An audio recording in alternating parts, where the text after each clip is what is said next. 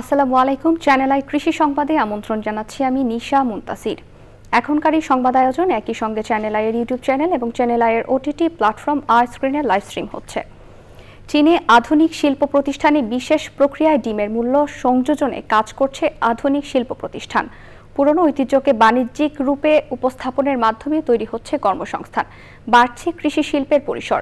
বিস্তারিত জানাচ্ছেন শাইখ সিরাজ।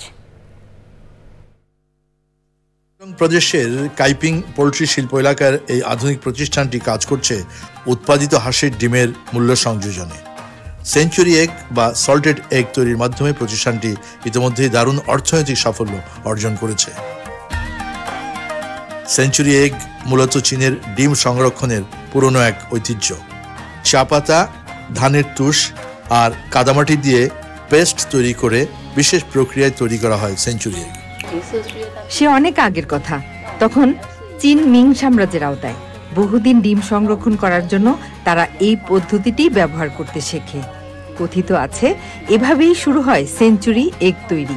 ধারণা করা হতো এভাবে সংরক্ষণ করলে ডিম 100 বছর পর্যন্ত খাবার উপযোগী থাকে। খামারে শুধু ডিম উৎপাদন করে যে মূল্য পাওয়া যেত, তার চেয়ে প্রক্রিয়াজাতকরণের মাধ্যমে বহুগুণ লাভ গুনছে এই প্রতিষ্ঠান। পাশাপাশি বাড়ছে ডিমের পুষ্টিগুণও। সেঞ্চুরি এগে রয়েছে উচ্চমানের প্রোটিন, যা শরীরের পেশি গঠনে সহায়তা করে। এতে আছে ভিটামিন এ, চোখের স্বাস্থ্যের জন্য এটি খুবই গুরুত্বপূর্ণ। রয়েছে ভিটামিন ই, যা ত্বকের স্বাস্থ্য বজায় রাখতে সহায়তা করে এবং অ্যান্টিঅক্সিডেন্ট হিসেবে কাজ করে। এছাড়াও এতে বিটা ক্যারোটিন, আয়রন এবং বিভিন্ন মিনারেলস রয়েছে, যা আমাদের শরীরকে শক্তি প্রদান করে এবং বিভিন্ন রোগ প্রতিরোধ ক্ষমতা বাড়ায়। কৃষি পণ্যের মূল্য সংযোজন ছাড়া কৃষকের আয় বাড়ানো যেমন সম্ভব নয়, একই সাথে সম্ভব নয় কর্মসংস্থানের।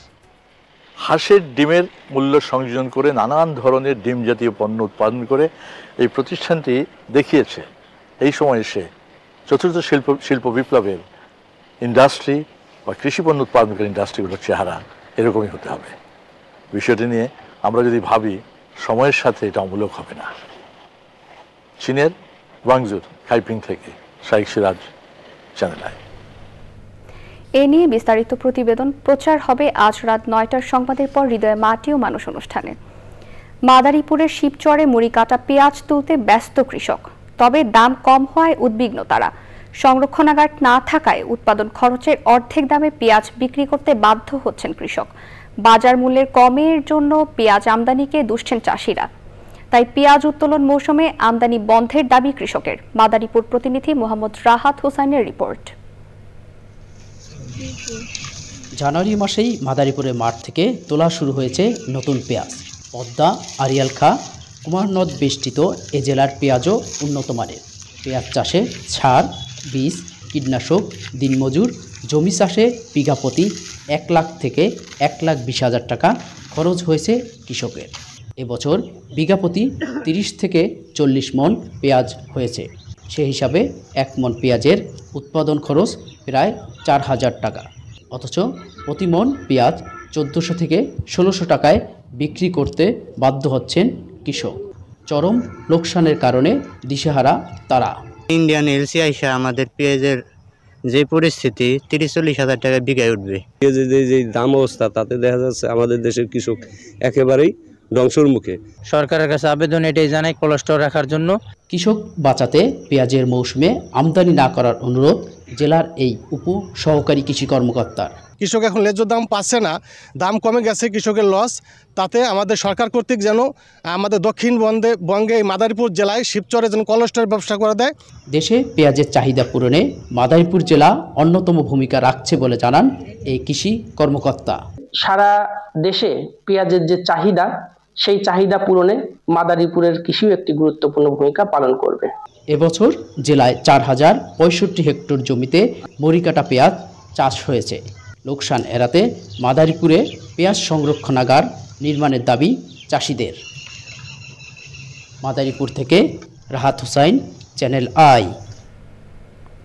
পেঁয়াজের ভরা মৌসুমে ভারত সহ অন্যান্য দেশের পেঁয়াজ আমদানি বন্ধ এবং ন্যায্য মূল্যের দাবিতে মেহেরপুরের মানববন্ধন করেছে উপজেলার সচেতন কৃষক সমাজ। মানববন্ধনে মুজিবনগর উপজেলার কৃষকদের প্রতিনিধি খায়রুল ইসলাম সহ 100-র বেশি পেঁয়াজ চাষি অংশ নেন। সে সময় বক্তারা বলেন, প্রতি বছরই লাভের আশায় পেঁয়াজের আবাদ করেন তারা। তবে ভারত সহ অন্যান্য দেশ থেকে পেঁয়াজ আমদানির কারণে চাষিরা লোকসানের মুখে পড়েন। তাই বিদেশ থেকে এলসির মাধ্যমে আমদানি বন্ধ করে পেঁয়াজের ন্যায্য মূল্য নির্ধারণের দাবি জানান তারা।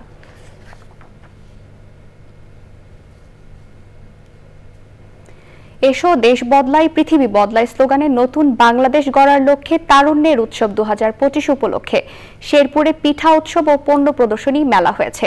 প্রধান অতিথি ছিলেন পিঠা উৎসব ও পণ্য প্রদর্শনী মেলা উদ্বোধন করেন ময়মনসিংহ বিভাগীয় কমিশনার মোহাম্মদ মুখতার আহমেদ। বিশেষ অতিথি ছিলেন জেলা প্রশাসক তরফদার মাহমুদুর রহমান ও অন্যরা।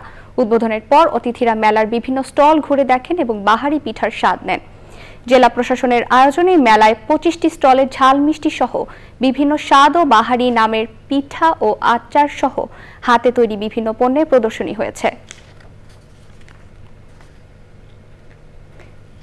চ্যানেল আই কৃষি সংবাদের আজকের আয়োজন এই পর্যন্তই। পরবর্তী সংবাদ আয়োজনে আমন্ত্রণ জানিয়ে শেষ করছি। ধন্যবাদ সবাইকে।